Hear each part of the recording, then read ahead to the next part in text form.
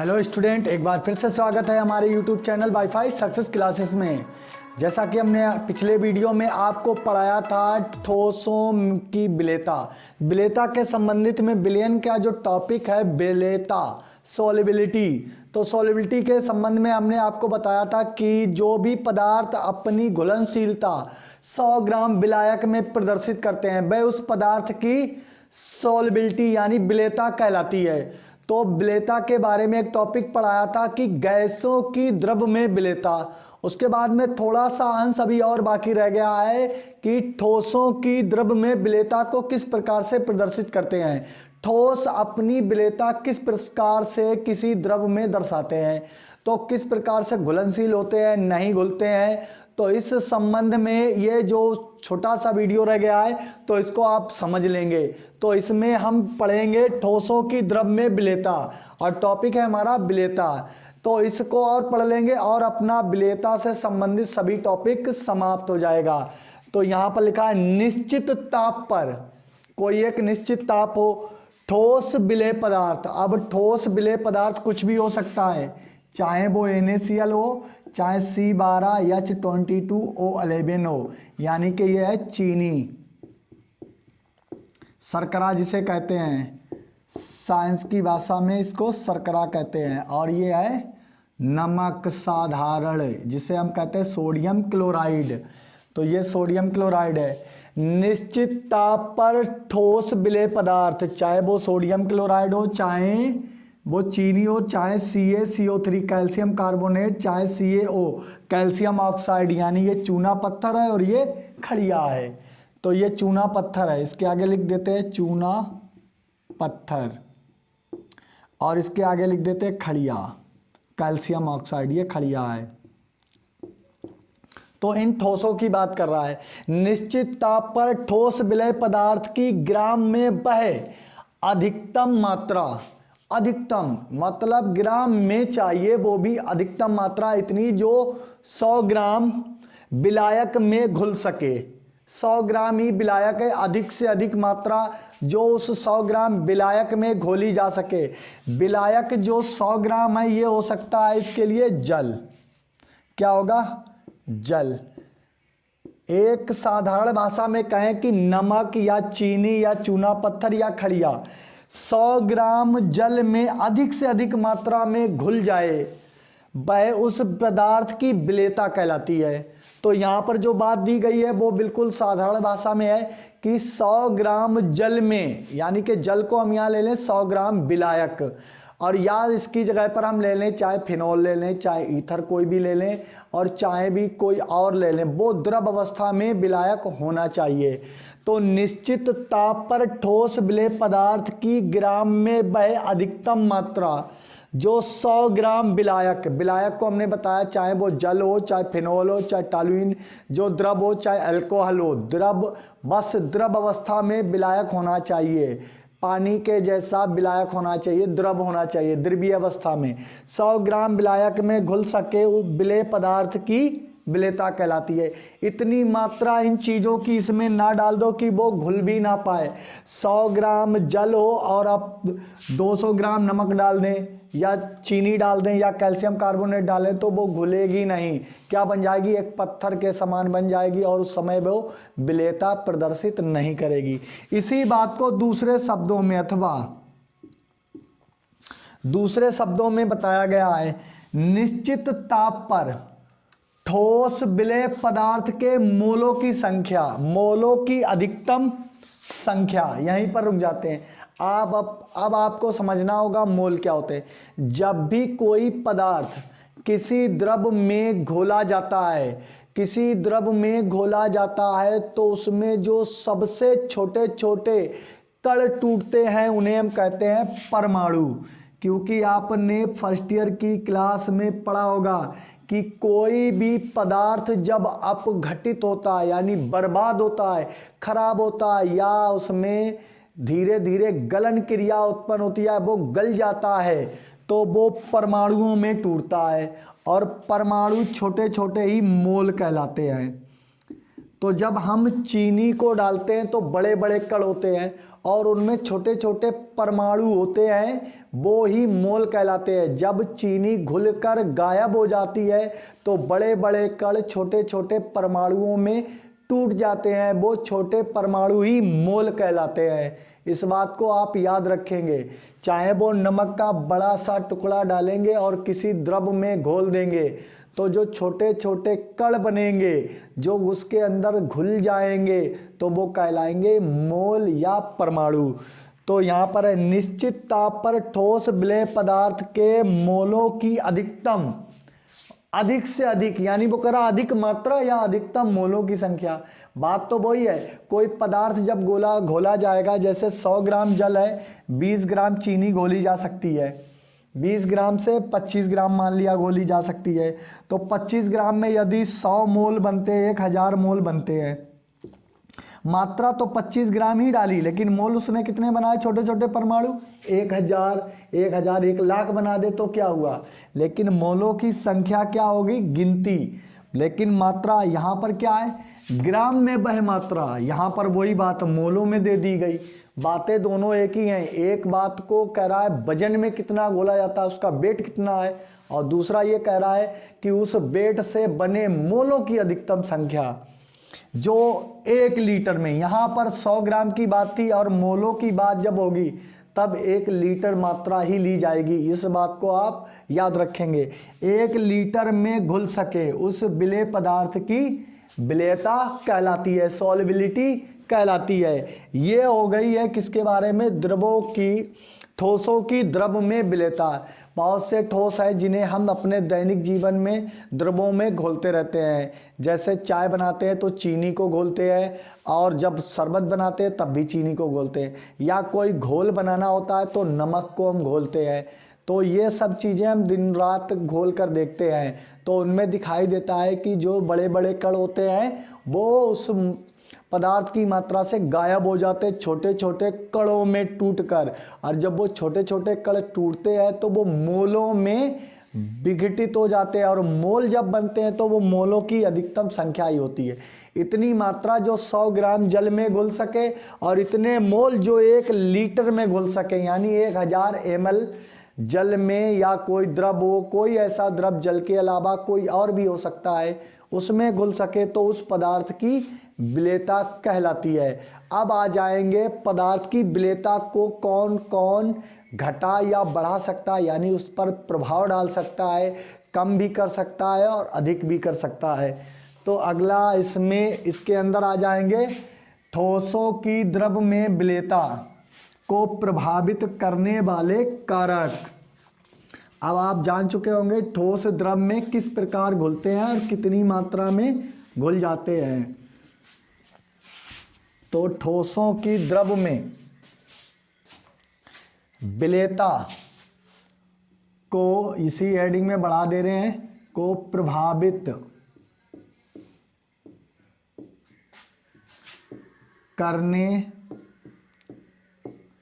वाले कारक। अब कारक क्या है जो ठोसों की द्रव में विलेयता को प्रभावित कर देते हैं। ठोसों की द्रव में विलेयता को प्रभावित करने वाला पहला कारक हम मान लेते हैं, पहली हेडिंग इसके अंदर डालेंगे, विलेय और एवं लिख दें, विलेय एवं विलायक की प्रकृति, नेचर कैसा है, विलेय और विलायक किस प्रकृति के हैं, ध्रुवीय हैं या अध्रुवीय हैं, इस बात को आपको बताना है। ध्रुवीय विलायक में ध्रुवीय विलेय पदार्थ और अध्रुवीय विलायक में अध्रुवीय विलेय पदार्थ घुल जाते हैं। इस बात को हमने पिछले वीडियो में बताया था। तो अब इसके बारे में लिखते हैं, क्या लिखेंगे, ध्रुवीय विलायक में ध्रुवीय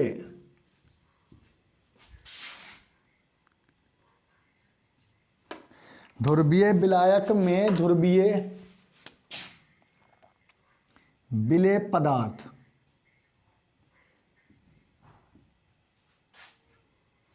व अध्रुवीय ध्रुवीय का मतलब होता है जिस पर आयनिक चार्ज यानी डेल्टा प्लस एक पर दूसरे पर डेल्टा माइनस आ जाए, तो जो ध्रुवीय होंगे तो वो ध्रुवीय में होंगे, और अध्रुवीय विलायक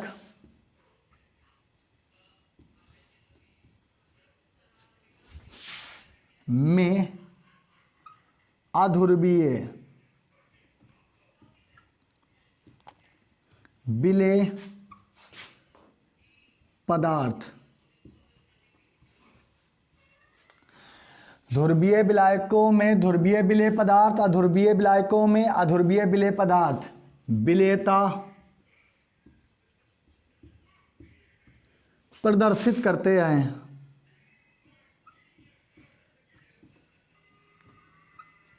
हैं। फॉर एग्जाम्पल इसका उदाहरण देखेंगे। ध्रुवीय विलायक, ध्रुवीय विलायक का मतलब है कि जल हो, एक पर होता है डेल्टा प्लस और दूसरे पर डेल्टा माइनस, ये ध्रुवीय विलायक है। तो क्या लिखेंगे उदाहरण में?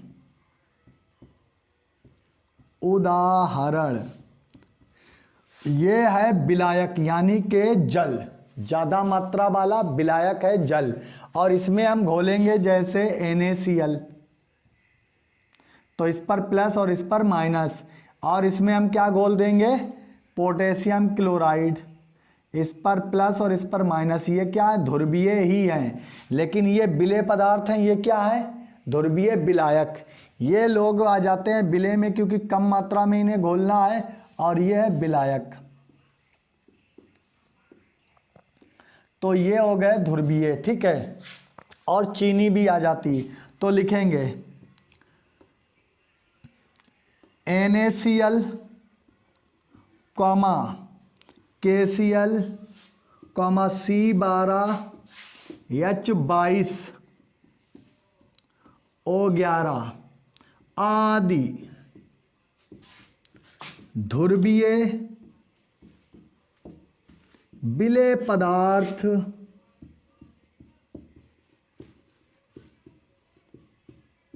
ध्रुवीय विलायक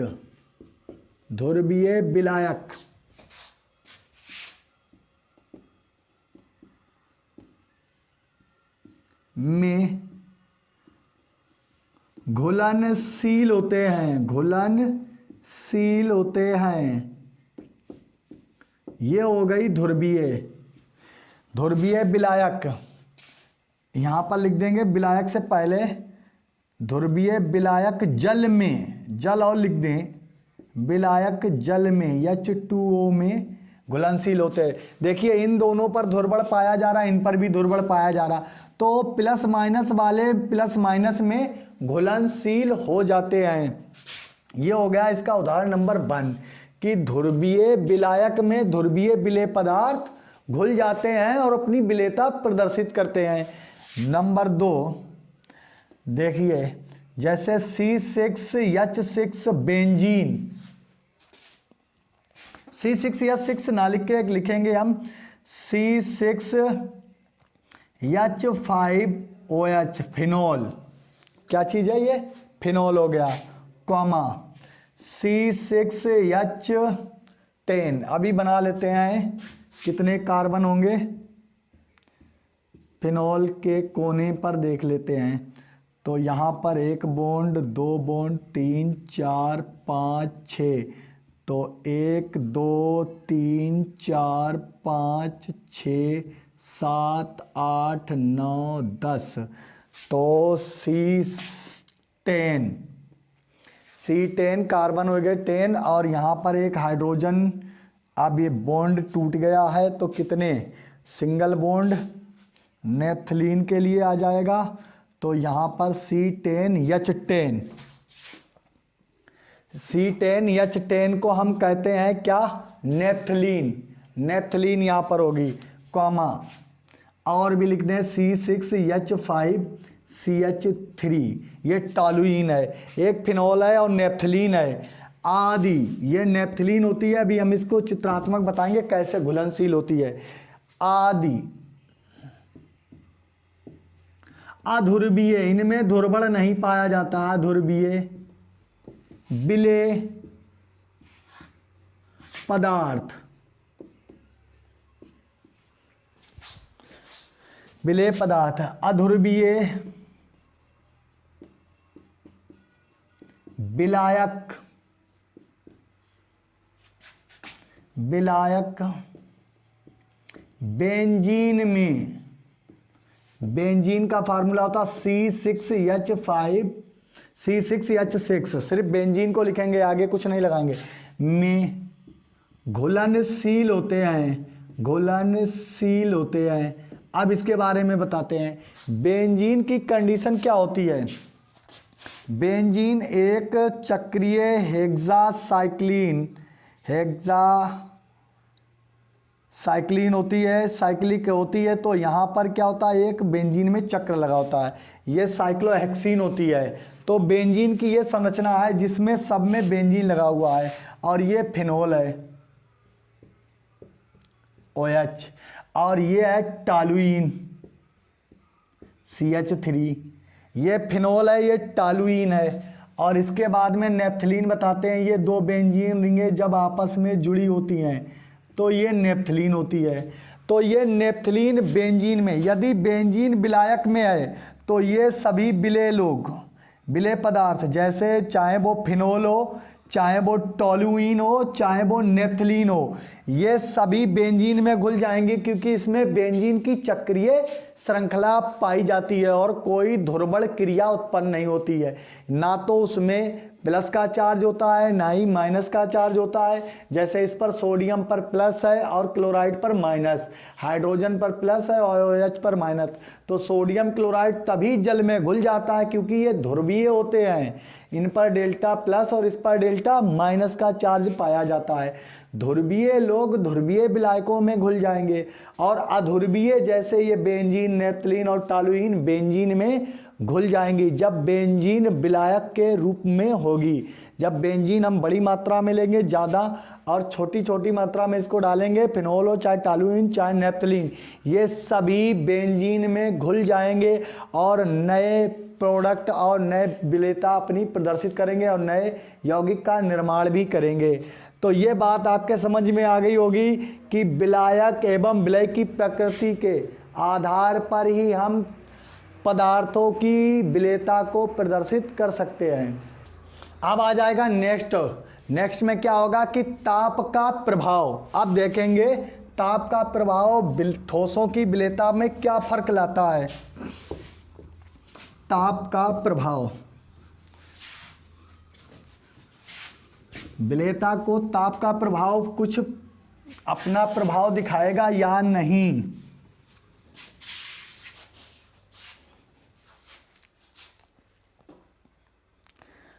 अब यहां पर हेडिंग डालेंगे, हेडिंग नंबर B। ए तो हो चुकी थी पहली, तो ये B, ताप का प्रभाव।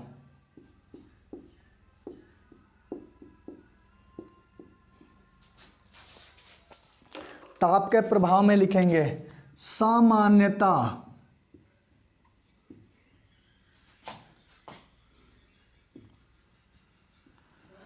सभी ठोस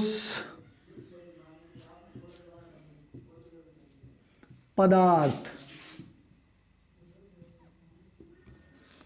की द्रव में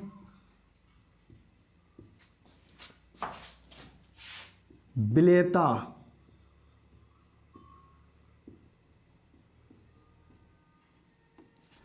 ताप में वृद्धि करने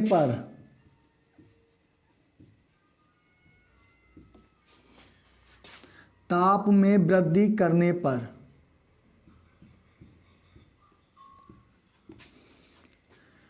बढ़ जाती है। कहते हैं कि सामान्यतः सभी ठोस ऐसे होते हैं जिनकी द्रव में विलेयता ताप पर यदि बढ़ाएं, जैसे हमें चीनी को घोलना हो तो साधारण पानी अगर लेंगे तो उसमें चीनी को घोलेंगे तो क्या करेंगे, किसी ना किसी रॉड या छड़ या चम्मच की सहायता से हम उसमें चीनी को गोल गोल गोल गोल घुमाकर घोलेंगे। ठीक है, ऐसे घोलेंगे। और चीनी को पानी में डालकर यदि किसी गैस या बर्नर द्वारा हम गर्म करेंगे तो वो तुरंत ही घुल जाएगी, बहुत जल्दी होती है, चीनी तुरंत ही घुल जाती है। तो सामान्यतः सभी ठोस पदार्थ द्रव में विलेयता ताप बढ़ाने पर वृद्धि, क्या लिखा, सामान्यतः सभी ठोस पदार्थ की द्रव में विलेयता ताप में वृद्धि कराने पर बढ़ जाती है, परंतु कुछ ठोस पदार्थों की ताप में वृद्धि करने पर द्रव में विलेयता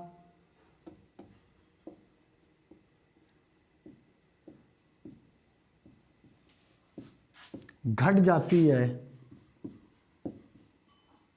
ये है अगला पॉइंट इसका। परंतु कुछ ठोस ऐसे होते हैं जब हम ताप में वृद्धि करते हैं, द्रव में मिलाते समय मिलाकर अगर ताप में वृद्धि करते हैं तो उनकी विलेयता घट जाती है। फॉर एग्जाम्पल, आप एग्जाम्पल देखिए,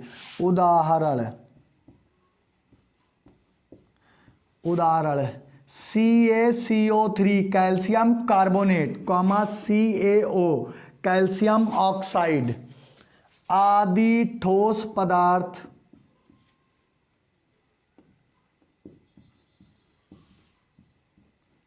पदार्थों कर दें कि द्रव में विलेयता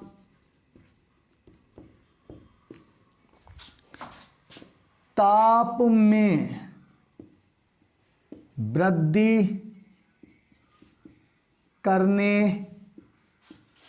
पर घट जाती है। आपने चूना पत्थर ऐसा ही पानी में डालकर घोला होगा। ये चूना पत्थर है जिसका हम क्या करते हैं, जिससे हम पुताई कलई भी करते हैं। दीवारों पर कलई की जाती है, दीवारों वगैरह सभी घरों में कलई करी जाती है, तो वो यही बात है, इससे ही की जाती है। तो यह CaCO3 को कैल्शियम कार्बोनेट कहते हैं, चूना पत्थर। इसको जब हम भिगोते हैं तो क्या है, ऊष्मा निकलती है बहुत तेज से, ये उबलने लगता है, क्वथन करता है। तो ऐसे पदार्थों में वो तो पहले से ही पानी में डालने पर यानी विलायक में डालने पर क्वथन करता है, और आपने क्या करा कि उसको ताप में वृद्धि कर दी और उसकी विलेयता क्या हो जाएगी, घट जाएगी, क्योंकि यह एक ऊष्माक्षेपी प्रक्रम है। और ला सातेली नियम के अनुसार ऊष्माक्षेपी प्रक्रम में यदि ताप में हम वृद्धि करेंगे तो उसमें जो ठोस पदार्थ मिलाया जाएगा उसकी विलेयता घट जाएगी। याद रखें, ला सातेलिय नियम के अनुसार यदि कोई ऊष्माक्षेपी प्रक्रम है और उसके ताप में यदि आप वृद्धि करेंगे, जो ठोस पदार्थ अपनी विलेयता दिखाएगा उसकी विलेयता घट जाएगी, क्योंकि यह एक ऊष्माक्षेपी प्रक्रम है, एक ऊष्माक्षेपी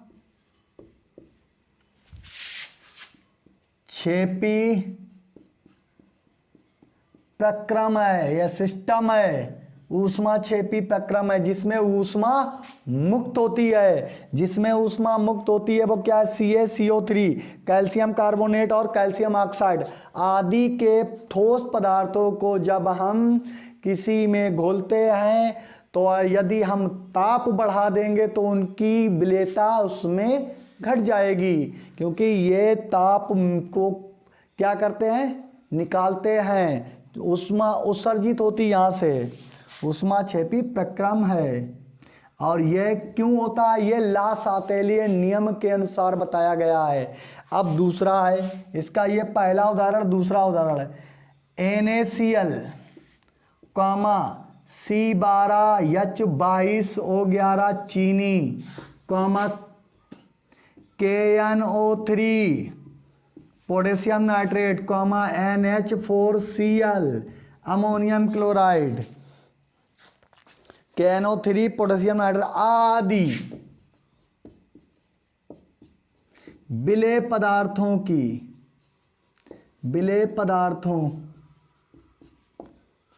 की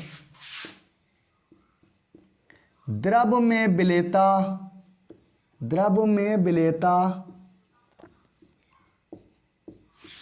ताप बढ़ाने पर बढ़ जाती है।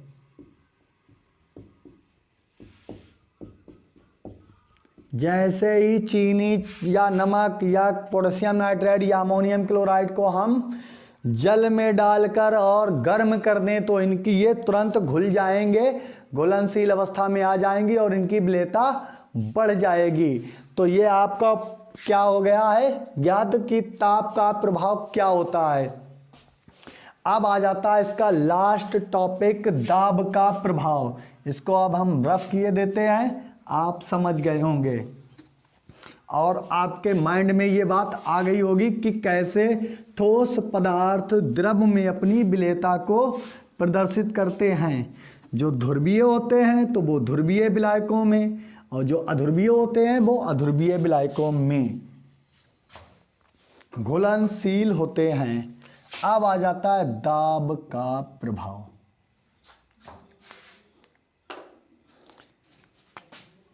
दाब बढ़ाने पर क्या लिखेंगे, दाब बढ़ाने पर ठोस विलेय पदार्थों की द्रव में विलेयता पर कोई खास प्रभाव नहीं पड़ता है। क्या लिखा है, दाब यदि हम ठोस को जब हम द्रव में डालेंगे और उसको हम दाब देंगे, किसी चीज से किसी वस्तु को दाब देंगे, यदि हमने किसी जल में चीनी को डालकर उसको ऊपर से किसी चीज से दाब दिया तो उसकी विलेयता में कोई खास प्रभाव नहीं पड़ता है। यदि विलेयता ना के बराबर बढ़ती है, विलेयता क्या होती है, थोड़ी बहुत बढ़ जाती है। और ये टॉपिक यहीं पर समाप्त हो गया है। अब टॉपिक समाप्त हो गया, नेक्स्ट टॉपिक में मिलेंगे हम विलयन की सांद्रता। विलयन की सांद्रता से आ जाएगा द्रव्यमान प्रतिशत, आयतन प्रतिशत, द्रव्यमान आयतन प्रतिशत, मोलरता, नॉर्मलता और मोल प्रभाज। इससे संबंधित मोस्ट इंपॉर्टेंट टॉपिक का वीडियो आपके सामने आएगा नेक्स्ट वीडियो में। यदि हमारा ये वीडियो आपको पसंद आता है तो लाइक करिए और चैनल को सब्सक्राइब करिए। पढ़ते रहिए, मुस्कुराते रहिए। धन्यवाद।